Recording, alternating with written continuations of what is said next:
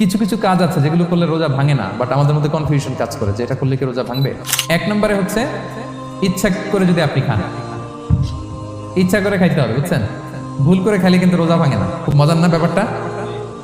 অনেক সময় এমন হয়, অনেকের অভ্যাস যে সকালবেলা সে ঘুম থেকে উঠে পানি খায়। তো আপনি হঠাৎ করে এক গ্লাস পানি খেয়ে ফেলছেন, খাওয়ার পরে মনে হয়েছে ওরে আমি তো রোজা, এখন কি হবে বলেন তো? ভাঙবে না। দুই নাম্বার হচ্ছে, এটা বিবাহিতদের জন্য, যেহেতু মোস্ট অফ দ্য অডিয়েন্স আর 18+, কোনো অসুবিধা নেই। আর ইসলামে কথাগুলো আসলে বাঁচতে হলে জানতে হবে না। সেটা হচ্ছে, আমরা শুনেছি যে বিবাহিতরা ফিজিক্যাল ইন্টারকোর্স যদি করে, দেহ থেকে সিমেন আউট হলে রোজা ভেঙে যায়, কিন্তু স্বাভাবিক মেলামেশার সাথে রোজা ভাঙে না। কিস করা, হাগ করা হাজব্যান্ড ওয়াইফের মধ্যে, এই যে সখ্যতা, এই ব্যাপারগুলো যদি দিনের বেলায় ঘটে এতে রোজা ভাঙে না। তবে এটা রিকমেন্ডেড না। স্বামী স্ত্রীর একান্ত মেলামেশা দিনের বেলা রিকমেন্ডেড না, কারণ এটা থেকে সে সেক্সুয়ালি এক্সাইটমেন্টের দিকে চলে যেতে পারে। ফলে ভুল করে সে এমন কাজ করে ফেলতে পারে যেটাতে তার রোজাটাই ভেঙে যাবে। আর ইচ্ছা করে রোজা ভাঙলে কি করতে হয়? কাজাও কাফারাও। 3 নাম্বার, এটাকে আরবিতে বলে আল ইহতিলাম, ওয়েট ড্রিম, বাংলায় বলে স্বপ্ন দোষ।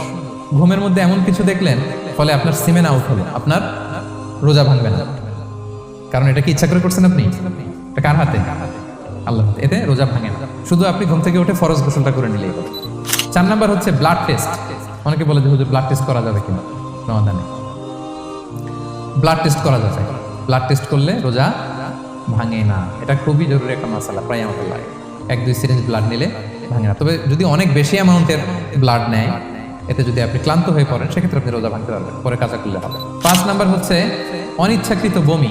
এটা আমি আগেও ক্লিয়ার করেছি যে ইচ্ছাকৃত বমি করলে রোজা ভাঙে, কিন্তু অনিচ্ছাকৃত যদি বমি চলে আসছে, ভমিটিং হচ্ছে, আমার রোজা ভাঙবে না। 6 নম্বরে নোজ ব্লিডিং, নাক দিয়ে অনেকে রক্ত পড়ে না, নাক দিয়ে রক্ত ঝরলে মানুষের রোজা ভাঙে, আনলেস যদি অনেক বেশি অ্যামাউন্টের হয়, আপনি ক্লান্ত হয়ে পড়েন, তখন তো আপনি রোজা ভাঙতে পারবেন। 7 নাম্বার, রোজা রেখে দাঁত ফেলতে পারবো কিনা? জি, রোজা রেখে আপনি আপনার দাঁতকে রিমুভ করতে পারবেন, খুব বেশি যাতে রক্ত বের না হয় সেটা আপনি খেয়াল রাখবেন। দাঁত ফেললে যে রক্ত বেরোয় এতে রোজা ভাঙে না।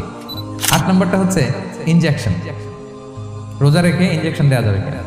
কিছু কিছু ইনজেকশন দেওয়া যাবে, কিছু কিছু দেওয়া যাবে না। কোনগুলো দেওয়া যাবে না? Food supplementary injection, nutrition value আছে এরকম injection, energy take injection, energy boost up করে এরকম ইনজেকশন দিলে রোজা ভেঙে যায়, এগুলো দেওয়া যাবে না। কিন্তু পেইন কিলার যে ইনজেকশনগুলো আছে এটা দিতে পারবেন। পেইন কিলার ইনজেকশন দিতে পারবেন, অ্যান্টিবায়োটিক ইনজেকশন দিতে পারবেন, অ্যানেস্থেটিক ইনজেকশন দিতে পারবেন, এই জাতীয় মেডিকেশন ইনজেকশনগুলো দিতে পারবেন। কোভিডের যে ইনজেকশন এগুলো আপনি দিতে পারবেন। এগুলোতে রোজা ভাঙে না, কারণ এগুলোতে আপনার স্টোমাকে কিছু পৌঁছেও না, আপনাকে শক্তিবর্ধক কিছু দেহে প্রবেশও করাচ্ছে না, আপনার এনার্জিও বাড়ে না, আপনার এনার্জি বাড়ে না, আপনার নিউট্রিশন ভ্যালু অ্যাড হয় না, আপনার স্টোমাকে কিছু পৌঁছে না, এই জাতীয় সব ইনজেকশন দেওয়া যায়। 9 নম্বরে কিছু কমন ব্যাপার আছে। এই কমন জিনিসগুলো আমাদের মনের মধ্যে প্রায় প্রশ্ন জাগে যে এগুলো করা যাবে কি যাবে না, এগুলো ক্লিয়ার করি। এর মধ্যে 1 নম্বর হচ্ছে টুথপেস্ট। রোজা রেখে টুথপেস্ট দিয়ে ব্রাশ করা যাবে কিনা? বলেন, যাবে কি যাবে না? এই সুন্দর বলছে, যাবে, কিন্তু না করাই ভালো। হ্যাঁ, যাবে। টুথপেস্ট দিয়ে ব্রাশ করলে রোজা ভাঙে না, তবে যদি খুব স্ট্রং টুথপেস্ট হয় এগুলো ব্যবহার না করা ভালো। দিনের বেলায় মেসওয়াক করা ভালো। হ্যাঁ, মেসওয়াক করলে ওইটা সবচেয়ে সেফ। রাসূল সাল্লাল্লাহু আলাইহি ওয়াসাল্লাম বলেছেন, আমার উম্মতের জন্য যদি কষ্ট না হয়ে যেত, আমি প্রত্যেক নামাজের আগে মেসওয়াক করা ফরজ করে দিয়ে যেতাম। কষ্ট হয়ে যাবে, পকেট নিয়ে নিয়ে মেসওয়াক করতে হবে। এবং রাসূল সাল্লাল্লাহু আলাইহি ওয়াসাল্লাম মৃত্যুর আগে ওনার হাতে যে জিনিসটা রেখে উনি শেষ নিঃশ্বাস ত্যাগ করেছেন সেটা হচ্ছে মেসওয়াক। আরবাউন মিন সুনানিল মুরসালিন, 4টা সুন্নাত, এটা সব নবীদের মধ্যে ছিল, এর মধ্যে একটা হচ্ছে আসওয়াক, মেসওয়াক। মেসওয়াক করবেন তো আপনারা? আচ্ছা। এরপর রোজা রেখে আতর দেয়া যাবে, কোনো সমস্যা নাই। পারফিউম দেয়া যাবে, সমস্যা নেই। আই ড্রপ দেয়া যাবে, চোখে ড্রপ দেয়া যাবে, আইলাইনার দেয়া যাবে, কাজল দেয়া যাবে, এগুলোতে রোজা ভাঙে না। এরপরে ডায়াবেটিক পেশেন্ট যারা আছে তারা ইনসুলিন দিতে পারবেন, এতে রোজা ভাঙে না। এটা আমাদের লাগে না, আমাদের অনেক মুরব্বীদের দিতে হয়, আমাদের আব্বা আম্মাদের। তো এটা আপনারা জেনে গেলেন, ইনসুলিন দিলেও রোজা ভাঙে না। এরপর 10 নম্বর খুব মজার একটা পয়েন্ট, খাবারের যদি লবণ চেক করা হয় এতে রোজা ভাঙে না। তবে ঘরে আপনারা এটা ট্রাই করবেন না, এটা রেকমেন্ডেড না। এটা কখন রেকমেন্ডেড? এটা বড় শেফদের জন্য। লেটস সে রমাদানে 1000 লোকে বিরিয়ানি করা হবে, আল্লাহর বান্দারা রোজাদাররা খাবে, এটা লবণ বেশি হলে খাইতে পারবে? পারবে না।